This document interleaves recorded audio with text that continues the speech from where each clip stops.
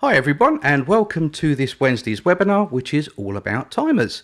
My name's Martin, I'm from support, and I'm going to be joined today by... Hi there, I'm Karen, and I'm in the background here helping out with your questions.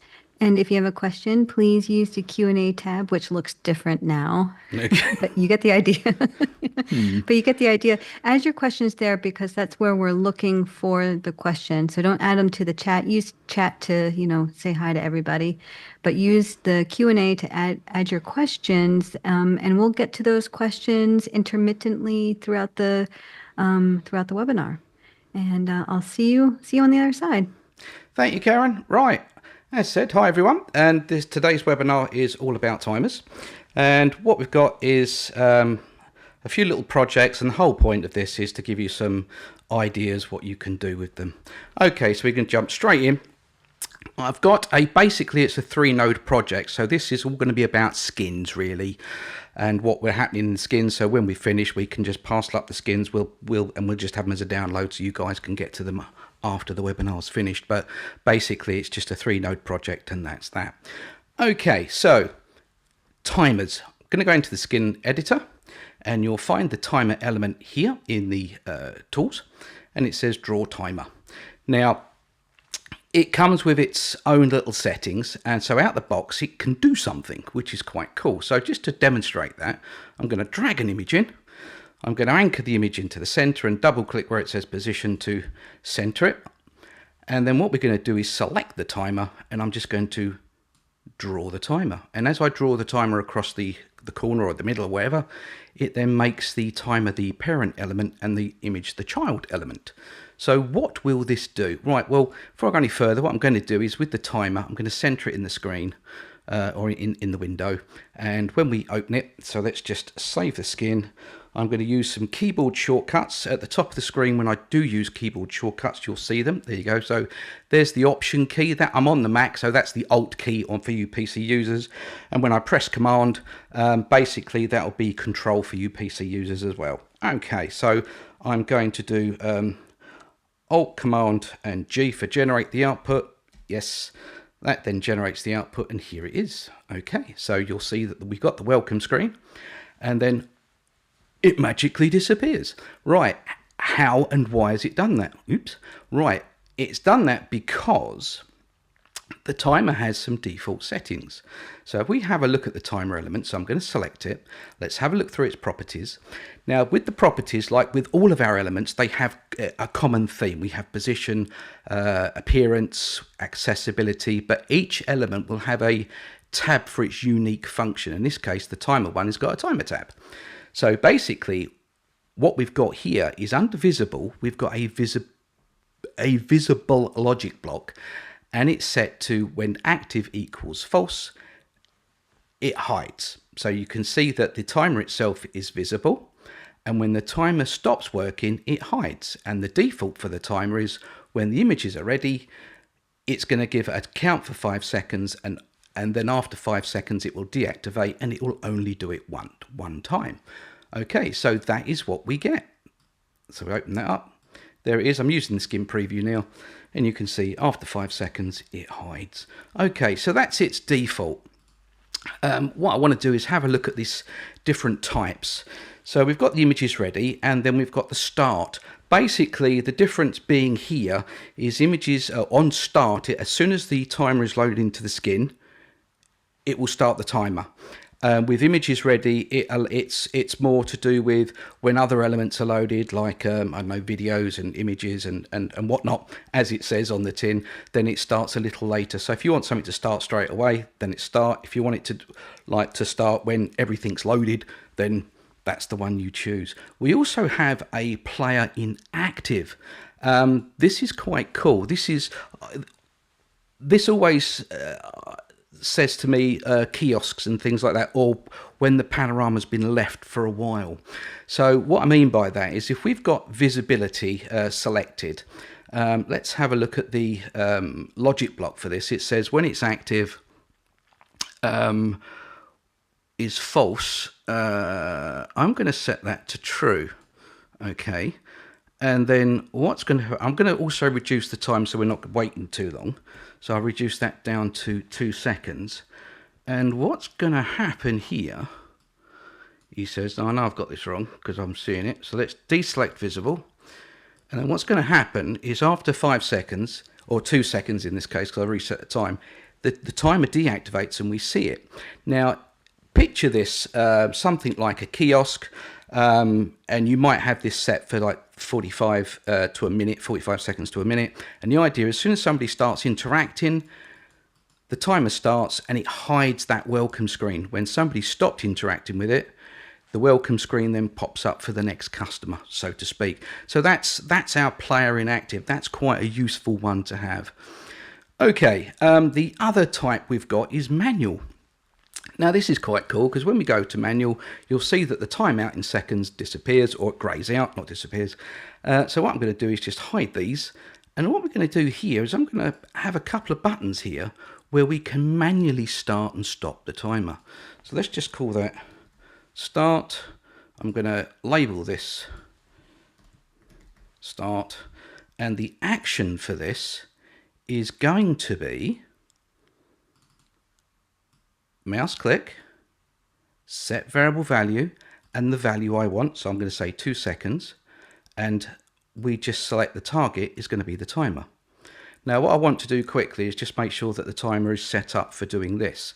So the timer is going to be, I'm going to set this that when it's active is true. We want to see that image. And we won't see it otherwise. So that is just a quick adjustment on the timer just to make sure I'm going to get what I want to see. And there's the start button. So now theoretically, when I click start, we see the image. It counts for 2 seconds and disappears. All right, I'll just make that a little bit bigger. There's our image, 2 seconds and disappears. So that's our start button. What I'm going to do then is add a stop button. Now this is going to be very, very, very similar. So stop. Let's just call this stop as well. And the action for this, click OK, is going to be very, very similar. So mouse click, set variable value, but in this case, 0 seconds to stop the timer. And the element that it's adding 0 seconds to is going to be obviously timer 1. Okay, I'm actually going to increase the time for here so we can see it. So let's put that to 5 seconds, and that'll give us time to start and stop it. Let's open up the skin preview. I can start the timer, we see it, stop the timer, it hides straight away. If I start the timer, you'll see that it'll wait for its 5 seconds, it times out, or I can start it and stop it with my buttons. So there you go. So we're controlling the timer now with actions. Now what we're actually doing is activating and deactivating itself. Okay, and the reason why that's important is because we're using its own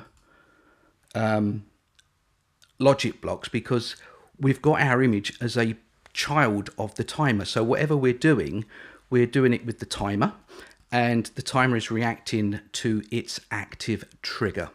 Okay, we can do other things as well. It's like, as an example, I could let's just delete this logic block. I could add an angle one as an example, and we could have a variable. No, we can't. We can have the state of when it's active is true. Set it to 45 degrees, and when I click it, it goes to 45 degrees. Stop it, etc. All right. Now, what we can do, which is quite cool, because this is something that's now using some of the logic blocks tools. So we could say, right, duration is 1 second, and I'm going to ease in out. So we now see it moving from side to side. All right. Well, we're not going to see it move from side to side. Well, we are, but it's taking too long. Okay, because the timeout was far too long. So let's do the start, and let's take that down to 1 second without harping too much onto this. And then what we've got now, and because we're using the timer's angle logic block, we can actually reduce that time down to 0.5. We've got easy in out. So technically, we're just, speeding that up. So there you go. We can control this timer, and you can use all the different attributes, the visible, the alpha. We could have faded it in and out on all of those sort of things. So that is the, if you like, using actions to start and stop the timer, and the timer then is using its own logic block active trigger. Okay, so with that all said, Karen, do we have any questions? We do. Frank just came in with a question, and he's asking, would starting the timer also allow infinite running of the timer until the stop button is pressed? Yes. In that case? Yes, we will actually move on to that because it's basically what this webinar is all about, is how to master the control of the timer. And when you've done that, you then can get the timer to create certain effects. So that will be coming up. But yes, I can have a timer, add 1 to a numbered variable and just keep on counting. With the timer toggling, it will just count to infinity until you stop it. So yes, is the answer to that one. Okay, that's it so far. Is everything clear so far, everyone? That Please makes say sense. yes. Yeah, please, please say yes. Yeah, please say yes. Well, Right. no one's coming back, so okay, good. All right, so basically that's it then. We've got the timer, we've got, do that again, as my mouse is too sensitive. What I'm going to do now is I'm going to delete the image off this, and we've got the timer with stop and start. But now what we're going to do is look at the timer, and rather than using its own logic blocks, we're now going to give the timer some actions. Okay, so what we're going to say is when the timer is active, it can do something. So let's give it something to do. I'm just going to put a rectangle in the skin. Let's just make it nice and bright color red so we can all see it. And then what I'm going to do is say, right, okay, with this, when the timer is active, I don't know, let's do what we did before. So change the angle to, well, just leave it at 0, and it would be targeting the rectangle, because that's the important bit now. It's not itself now, we're targeting elements. So I'm now going to just copy and paste that, and I'm going to say, right, this is now on deactivate. All right, set element, I'm going to do change element. I will do the other one to change element, change element angle, and I'm going to set that to 45 degrees, and that's going to be rectangle 1. So let's just set that to change. I'd prefer that to be change, because with change you get that transition effect. If you just set it, it's just side to side, and that's the end of it. So again, let's have a look at the skin preview window. Let's start it, and basically we can see it changing its angle and stop it and whatnot. Right, so let's just go back to the timer and see what it was doing. It was on manual and 1 time. What we haven't covered yet, and which is what this is for, is we're now going to use the repeat to toggle. So now when we start it, it is now going to toggle. There we go. So that's what the toggle repeat, that's what the repeat does. You can have the 1 time, which you see, or the toggle. Now, why am I showing you this? Well, okay, with this, what we've got is 2 actions. We've got an activate and a deactivate. Okay, and we've got the timer running on the button for about a second. What I'm going to do actually is I'm going to set the timer so it's an image is ready, and for 1 second, I think. There we go. So now, as you can see, I didn't have to start it now. The timer is now on images ready. 1 second, it's toggling. That's what it's doing. So what is actually happening here is it activates, it stays active for 1 second, and then it deactivates and stays deactive for 1 second. Okay. Now, of course, the less actions you can give your skin, the smaller the skin JS files are going to be, and the more efficient your tool is going to be. So what we could do here is get rid of the activate action, and we could, you can just see then that's just on deactivate, it's just changed its element alpha. But what we could do here is toggle this to 45 degrees. So now what's happening is it's going to toggle.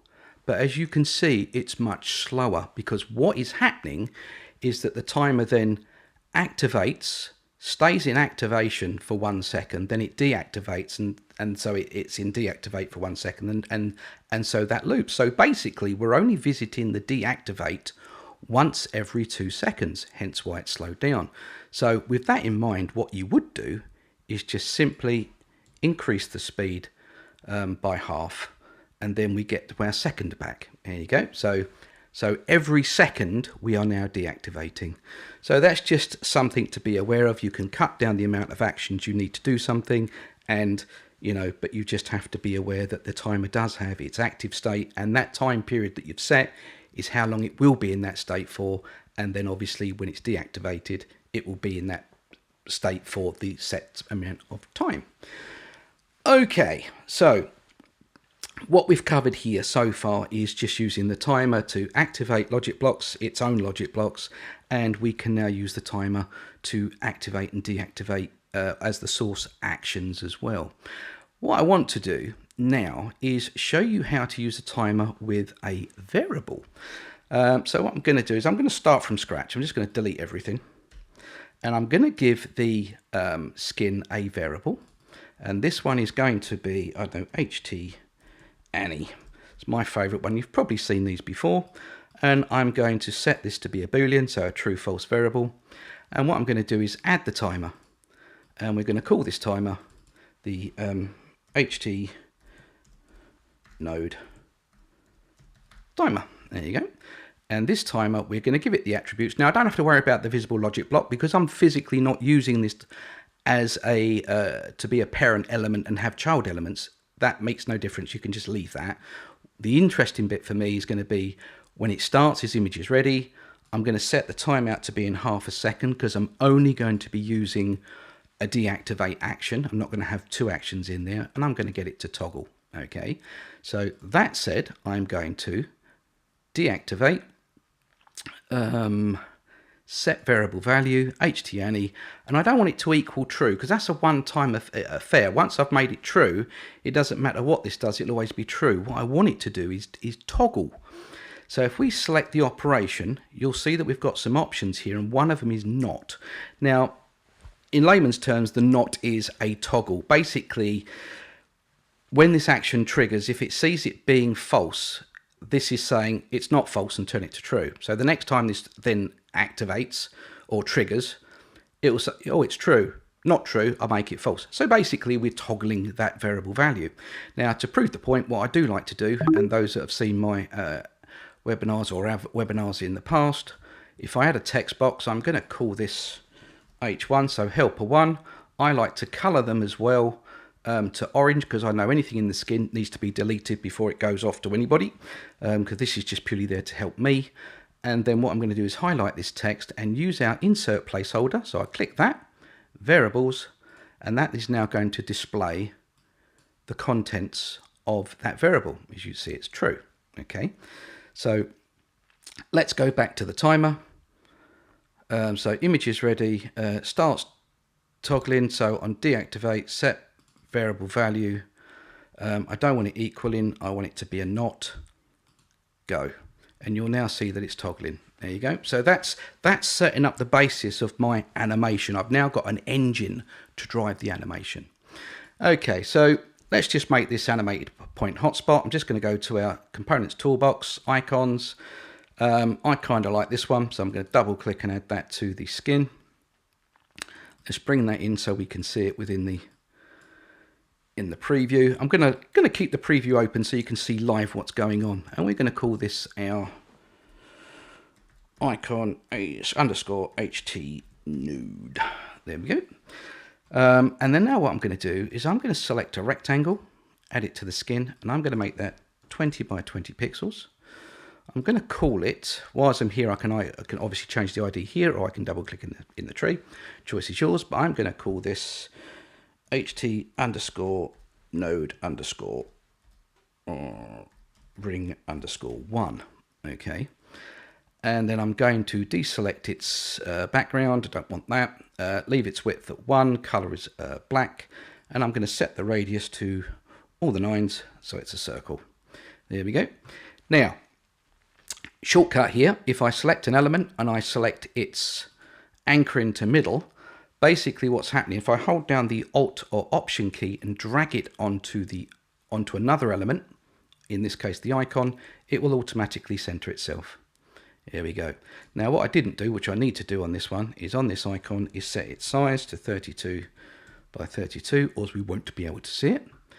And that is still in the center. That's cool. Right, so here you can see this is what it looks like, but I've got my ring. Now this ring is going to pulse. So what I'm going to do then is go to the rectangles scaling logic block, and I'm going to say when this variable is true, increase it by 300%. Wow. Okay, so as soon as I do that, you can now see what's happening. There you go. It doesn't look very good, does it? No. Okay, so what we're going to do then is go back into the logic block and enable a transition. So I'm going to do that for half a second, click OK, and you can now see we've got the transitions happening. Okay. What I want to do from here though is that I want it to start as a solid and disappear out. So again, just add, when this is true, set the alpha to 0, and I'm going to fade it out over half a second. Click OK, and we'll see that happening. Boom, there you go. But what we can see is it coming back, all right?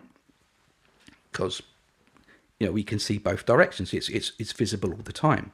So what I'm going to do is deselect the visible, and I'm going to say that when the variable is true, we'll set that to true. So now we only see it pulsing one way. There you go. How cool is that? So that's just a pulse. Now what I like to do with these is take it one step further. So I'm going to copy and paste this. Again, hold down the Alt key, drag that onto the icon, double click in the tree and rename that to ring 2. And then in ring 2, I'm going to use the transition attributes down here. I'm going to add a 2-second delay to the scaling and the alpha. And that gives me a double ping. Boom, boom, boom. See that? I kind of like that. And then on this second one, what I tend to do as well, because I like that, is make that 400 pixels. So the second ping is slightly bigger. So you get like a boom, boom. Yep, so that's my animated hotspot. Now, I've not actually made it a hotspot yet because I need to add it to a hotspot template. And the reason why I haven't done that and made it the last thing is because in the skin preview, we cannot see cloned elements. So a hotspot template is a cloned element. So to make this finally into a hotspot, I'm just going to close the preview window, add a hotspot template. We're going to call this ht_node because we want it to change nodes. Again, I'm going to select the icon and select anchor position center because I'm now going to hold down the Alt and drag it to the hotspot template. There you go. And what I'm going to do is the hotspot template will need the action to, on mouse click, open next panorama, use the hotspots URL, and I want to use the hotspots target. There we go. So this is now clickable. And what I would also like to do is on that icon is when my mouse goes over it, I want it to change into a hand icon. Okay, so I'm going to save the skin and I'm going to do Option Command, so it'll be Alt Control G, and that is going to get Pano2VR to generate the output. Okay, so it's going to put it somewhere. I can't see it where. Where's it gone? Let's have a look at the... Here it is. I hit it. So there it is. Now the thing is, we can't see it because it's black, which was probably not a great idea. So I'm going to put that there. And to correct this instantly, I'm going to select all the elements that make up this. I'm going to go to the color tool. And here you can see you can expand the elements. So this is the rectangles background, which we're not using. So we're using the rectangles borders and the SVG fill element. So I'm just going to double click everything, go to white, click apply. Save the skin, so shortcut, that updates our live preview, and we've now got some lovely white icons. There we go. And we can use these to go backwards and forwards. There you go. So one last little trick before I'm going to take it back to Karen to see if we've got any questions. Well, a couple more actually. First one is you can see when it pulses, those rings are active elements, and that could stop you dragging the panorama, which is not great. So what we're going to do with those is select both of those, cursor down, and select permeable. So those rings now are visible, but they're just for aesthetics only. It's not an active element. You can't click it, so you can still click and drag the panorama through them. So that's cool. And the other thing I want to do with these is a nice little trick, is I'm going to use the state visited, and I'm going to say false. Now what this basically means is you're going to see these rings when the animation variable is true and when we haven't visited anywhere. All right, so sounds a bit Irish. Okay, so let's just do this. Have a look, and you can see we've got the pulse rings, and when we click on it, I can spin it back, come back out, and you can now see, because I've visited that location, those rings have stopped. So now what we've got is some breadcrumbs, a visual breadcrumb in our tour to say, follow the pulsing rings, because we know you've not been there. Anyway, so that is using the timer with a Boolean variable. And you can see there what you can do, and hopefully that gives you some ideas. So at this point, I'm going to throw it back to Karen and say, Karen, do we have any questions?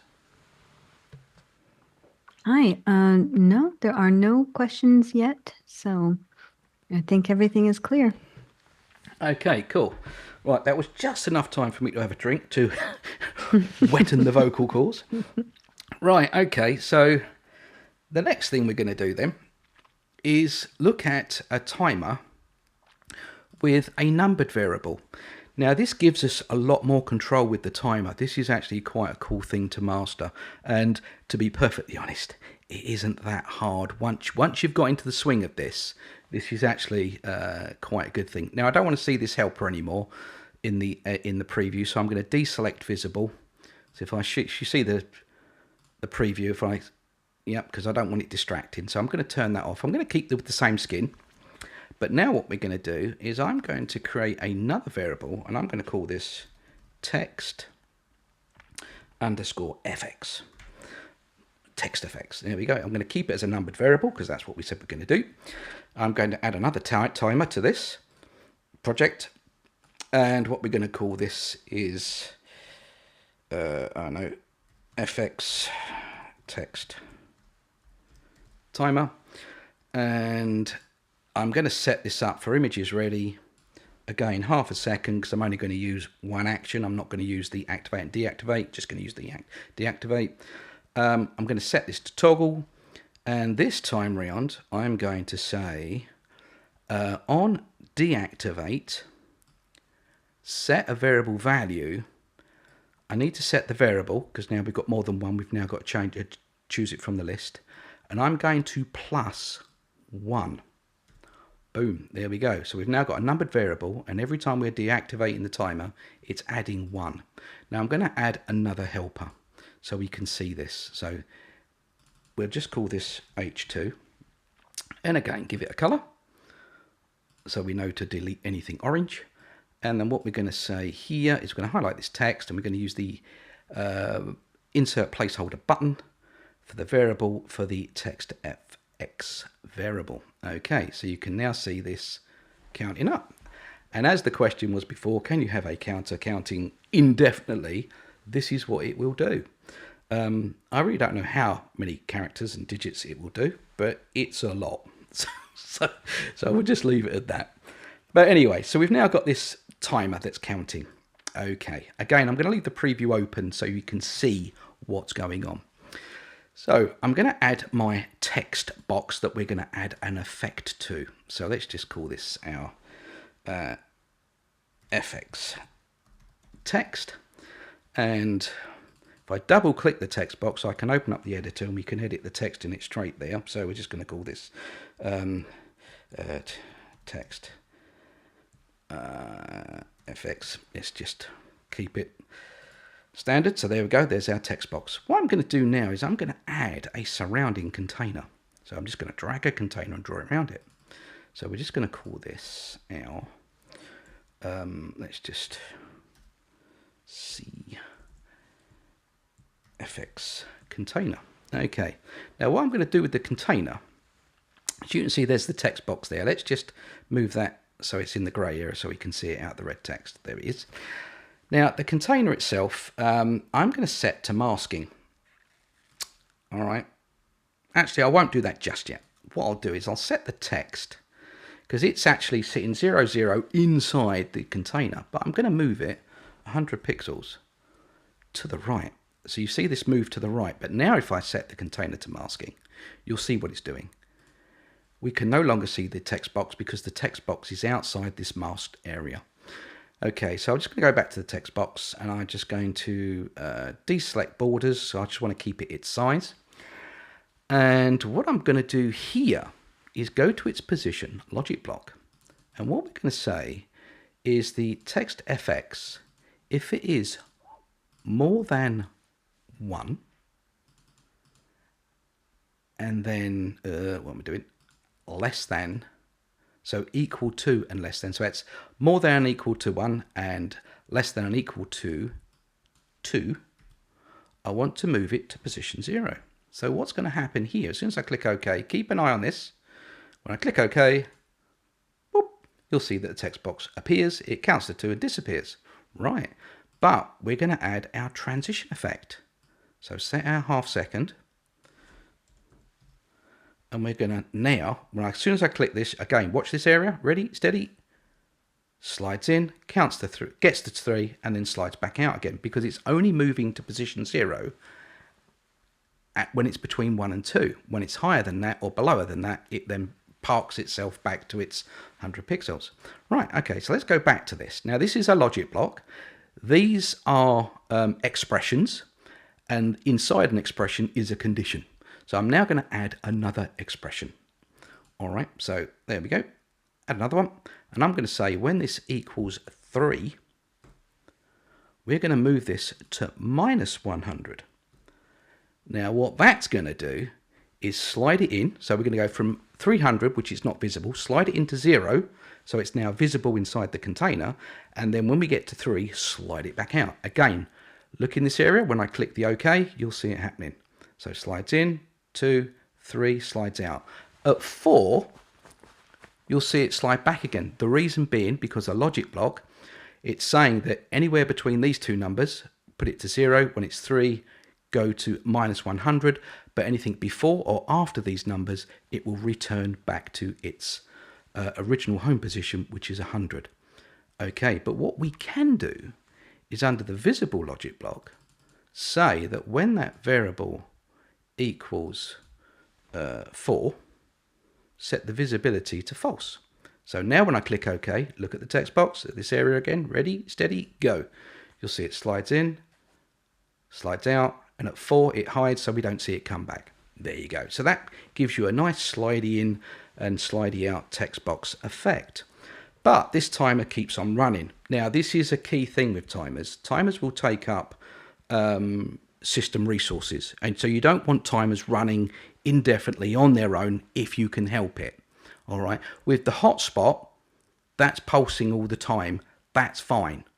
And the other reason why that's fine is because the node timer, there is only one of them that's affecting all of the hotspots. All right, so that's another key point. We will come back to that later. We'll swing back to that later afterwards, but or after this section, but that's an important thing to do. So this timer is carrying on, and I don't really want it to. So how can I stop this doing it? Well, because we've got numbers, we can do things like this. We can say, right, we could say on deactivate, we can set a variable value, and I'm going to set the variable to 0, and for the timer, so in this case self, to stop. Now, of course, this is no good because the first time it deactivates, it's going to set itself to 1 and stop. Boom. It's not going to go any further. So what we need to do is add its action filter and say when that is, I don't know, 4, was it? I said 4. Click OK. And then you'll see it slide in, 2, 3, 4, and it stops. Boom. There we go. We've stopped the timer. No more resources running. Job done. Okay. Any more questions, Karen? And I'm going to throw this open fairly quickly, but any questions, or are we good? No questions. But so Thomas was telling me, that timer. Uh-huh. That timer wouldn't exactly run to infinity, but it would rather run to 9,7,197,000,000,000, no, 99,254,740,992. AKA a lot. Yeah, but not exactly infinity. No, not infinite. Well, I did say I didn't know how long it would run for. It just, yeah, I got, But anyway, that was so in the background, we were chatting, and I was wondering if I could even say this number that he gave me. He But wrote it yeah, out for me. it's a lot. It's a lot. But the point is, you don't want the timer running unnecessarily, because as I say, it's taking up resources. You can imagine you're on a mobile and you've got a project that's got half a dozen timers. Like this has now got 2 timers. The good thing about this is only one timer's running all the time because of the hotspots, but they are the text timer. We've now programmed it, if you like, to stop. But what if I didn't want it to stop? What if I want it to... Oh, I should have a pop filter there, shouldn't I? Anyway, what if I didn't want it to stop? Well, if I delete this action, we can have another action, and that is on deactivate, set variable value. So we're not setting a value to stop the time, setting a variable value. The value, obviously the variable is this text fx, and the operation, I'm going to use the mod percentage. Now what this does is this is what they call a circular calculation. So whatever number I put in here, when the timer reaches that, well, when this variable reaches that number, it throws it back to 0. So if I put 4 in here and click OK, what's going to happen is going to go 1, 2, 3, 4. On 4, it obviously throws it back. So it doesn't actually get to 4. Now, the thing here is that we set this to hide on 4, but it's not actually getting to 4. So what's happening? We're seeing it at 0. So we could actually change this now to 0. There we go. So if I click that, you're now going to go 1, 2, 3, 0. Don't see it start again. And then we can, so you now see the text box just swooping in from right to left and just keep on going. All right. Now, with this, you can make your own marquees or tickers or whatever you want. I've got a nice little project to actually show you. So what I'm going to do here is, let's just file, open project, marquee, here we go, and open that. And this one is quite cool because this is now, I've extended this, it's the same principle, but instead of getting to one set of numbers and restarting, I'm actually allowing the numbers to count where it does it 3 times. All right, so you can see 4, so it comes in at 5, 6, then 7, 8, 9, and then it gets to 12, restarts, and then I'm changing the text as well. So this is a nice little, marquee type thing. How does this work? Well, just briefly, I don't want to go into it in any great detail, but basically what's happening with the timer is on deactivate, it's adding 1 to it all the time, okay, to a text variable, to a numbered variable. Then when it gets to 12, it's going to throw it back to 0. So it's now counting to 12 and stopping, or not stopping, but gets to 12 and loops. So in the positioning, we're going 1, 2 is 0 as we had, and 3 takes it to minus. We've had that, but now we're going to go 5, 6, take it to 0, 7, take it to minus. Now if you notice, I'm missing a number out every time. So I've got 1, 2, 3, 4 is when it's going to be sliding back, so I can hide it at 4, 5, 6 and 7, hide it at 8, 9, 10, 11, hide it at 12. And so it then loops like that. So that's basically what's going on there. And what that means is I've got loads of numbers to change the text. So I can say between 1 and 3, this is 5 and 7, the 9 and 11, timers webinar. And there we have it. Select that and you'll just see it counting away. Now what I've also done is, rather than using a masking container, I used a masking rectangle, because that has the masker facility as well. And all I did there was just add some CSS to do a gradient fill. And also with the text, I used some CSS to give it, now this is text shadow, but what I've done is -1, -2 to give it like an indented feel. Now, if you're not a coder and not into any of this, basically all I would do is just go into a browser and type in something like, I don't know, CSS text shadow. Here we go. All right, and the first one that pops up is W3 schools. If you go into there, I'll accept that because I use this all the time. You can see this straight away, and that's all you would do is copy and paste this little bit of text and put it into the text box in the right place. And where that is on here is it's going to be the inner element. So this is where the text is.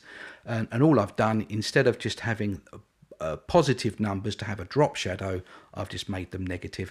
So there's a little tip there to make some text and stuff look a little bit better. I know it's got nothing to do with timers, but hey, it makes this project look a bit cool. Okay, right. So that's with the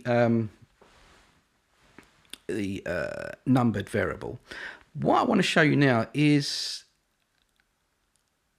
another project, because this is basically it's all about controlling the timer. So what I'm going to do here, hang on, he said, did I finish this? No, I didn't actually. I've got another skin here. Why have I got another skin here? I have another skin. Ah, right, okay.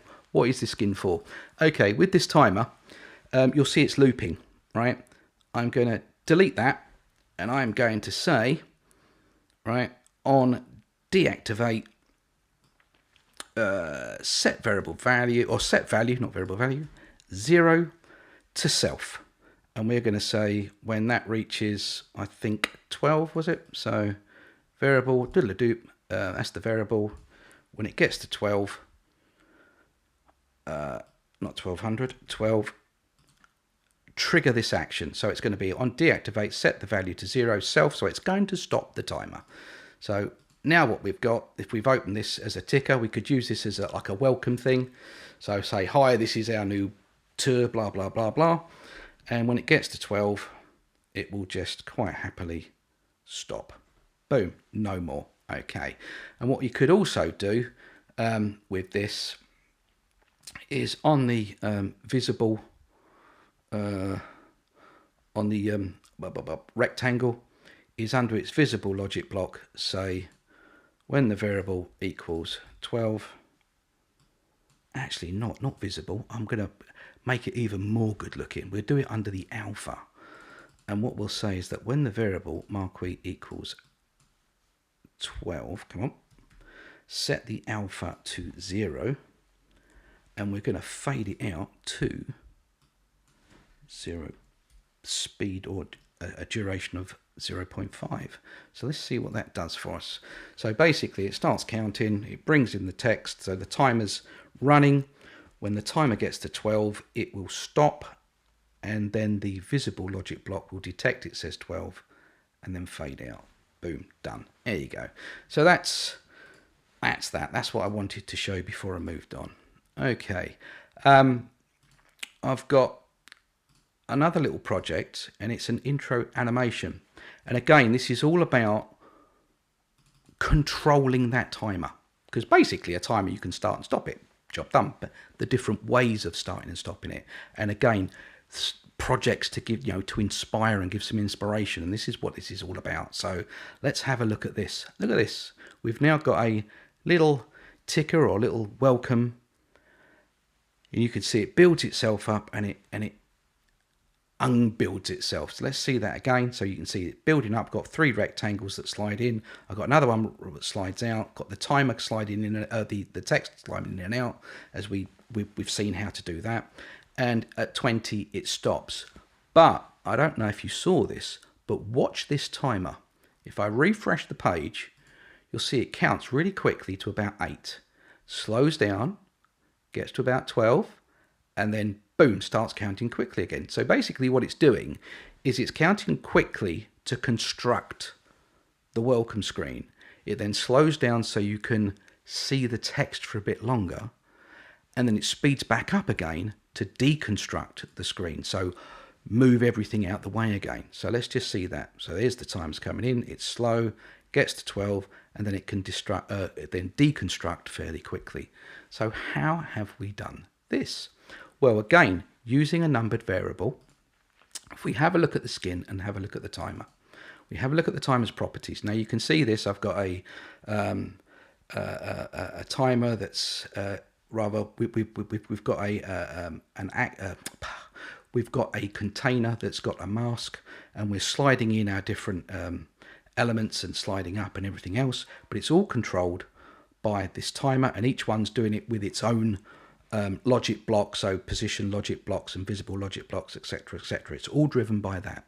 But if we have a look at this timer, we've got on start, it's going to time out, or the time is 0.1, so it's pretty quick, or 0.15, and it's toggling. So it's toggling quite quickly, and every time it deactivates, we're adding 1 to the numbered variable. So we're counting up really quickly, 1, 2, 3, 4, 5. However, here we've got an action that on deactivate, we're going to set the value to 0.5 self. So this is what we're saying is when the variable, I've just called it banner in this project, when that gets to 8, trigger this event, which is deactivate, set the variable value to 0.5. So we've gone from 0.1 to 0.5. So at this point, we've slowed the timer down. Okay. When we get to this point, let's have a look. When we get to the time count of 13, lucky for some, unlucky for others, it sets it on trigger, it deactivates, it's going to set the value back to 0.15, so it speeds the timer up again. It's then going to keep on being quick until it gets to the time of 20, and at which point on deactivate, we're now setting a value 0 to self, which is stopping the timer. So that then brings the timer to a complete halt and stops. So let's just see that again. Brings it all in nice and quickly, nice and slow so we can see the text, and then it speeds it all up to deconstruct the intro. So yeah, with the with adding a number to a numbered logic block, you can then use the action filters, and you can trigger certain different actions at different times. Okay, I'm going to throw it back to Karen just to see if there's any more questions. I've got one more project to show, and that is going to be it for this webinar. So I'm just going to throw it back and say, Karen, do we have any questions? So far, no questions, unless someone's writing really quickly. I take it there's people out there. I'm sort of seeing that there are, Yeah, but, you know. yeah, they're there. They're there. I'm sure they're paying attention. Yeah, I'm sure they're chatting with their mates. I don't know.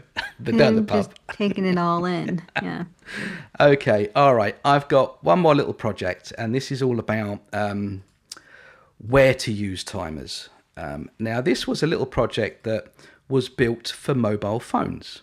Okay, so let's just open this up and have a look. And the idea of this was be able to have point hotspots and map pins that when you touch them, you saw the preview image and you could just use it. Yeah, so you touch a point hotspot, it says a preview image, and the timer then hides that preview image. So if you touched it and then touched it again, you then changed location. But if you didn't want that location, it just automatically hides. And it's the same for the floor plan as well. When we touch a location, you'll see that it just hides. Okay, all right. Now, why am I showing you this project? Well, apart from it being cool for a touchscreen device, you can see here, because this is the active area, it just says it's a kitchen. But here it says dining, press enter or press to enter, because it's using the active or visited logic blocks. But anyway, the reason why I want to show this is because if we look, the timers are in the root of the tree, because as we said before, if you're using timers, you don't really want them cloned. So if you like, as an example, with the point hotspot, which we did earlier, if the timer was actually part of the hotspot template and we're cloning that 200 times because we might have 200 hotspots in a tour, that means we've got 200 timers all taking up valuable resources all the time. So what we do is put one timer in the root of the skins tree, and then just get everything using the logic blocks from that timer. So the timer is actually changing a variable, and then the hotspot is then reacting to that variable change. Okay, now we've built it this way because we can, but what I want to show you is a different way of building it with using the timers within the hotspot and within the map pins. Now let's just recreate this. Right, actually no, what I'll do is go back to the other one and just recreate that and show you the differences between these two. So if I open up the map, the floor plan, you'll see as soon as I click another one, it hides. All right, because we've got one timer running. All right, if I go to this skin and build the output and show you what's happening here, you'll see and understand why we're saying that each map pin now has its own timer. I can actually trigger and we get this cascading effect. All right. Now that's achieved because every single map pin has its own timer. And we can also say this for the point hotspots. They have their own timers. Okay. Now you're saying straight away, but you just said don't use a timer as a child element of a hotspot. Correct. But in this case, the timer is only activated on click. It may be cloned X amount of 100 times in a big tour, but the timer's not running. It's not taking any valuable resources until that 1 point hotspot is activated. And then we click it again. All right. So, and it's the same with the map. Okay. So we're here. It says kitchen. Here, press to enter. We're now going to go to the dining area. So let's just have a look at the skin and just show you the layout and how that differs. You can now see that the timer is actually a child of the hotspot template. So we will clone the hotspot template. That means we will clone all the timers, but this way is safe because the timer is not actually running, taking up any resources until it's clicked. And it's the same with the map pin. Okay, but what it does give you is, because each element has got its own timer, it does mean, oh no, because they're cloned elements, I can't see it. What it does mean, so let's just see the output. What it does mean is that you get this cool effect because you're starting the timers at different times. And there you go. So that's just it. And if I'm going to give you anything to take away from here, and that is, you know, don't let timers just run because they take up resources. If a timer is not needed, stop it. Yeah. If you're going to clone a timer, make sure that the timer starts and stops. Don't clone timers that are forever running. Example, like the hotspot, animated hotspots, because that timer's running permanently. Make sure that that's in the skin.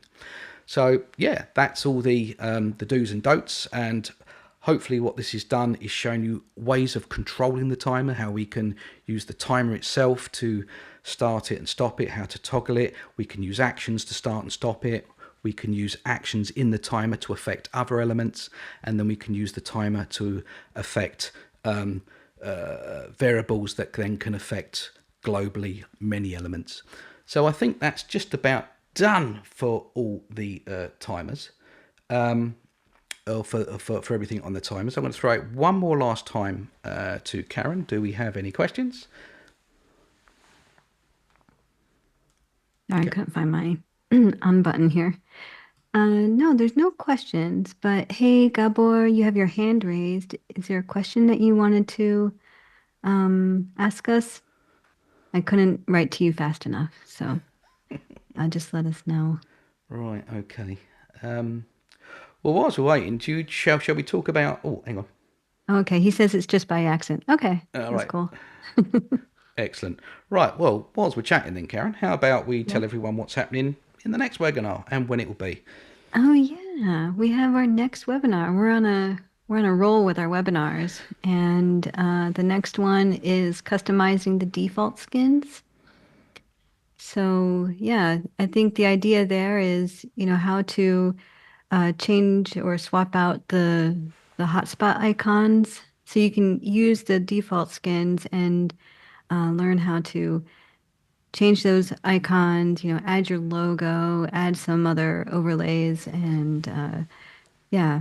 So Yeah, I that's think going I, to th- I be think I think that was a little bit unfair of me. I sort of dropped you in it on that one, but yeah, it's yeah, basically not diving into any actions or anything like that majorly. If we do, it's going to be very very minor.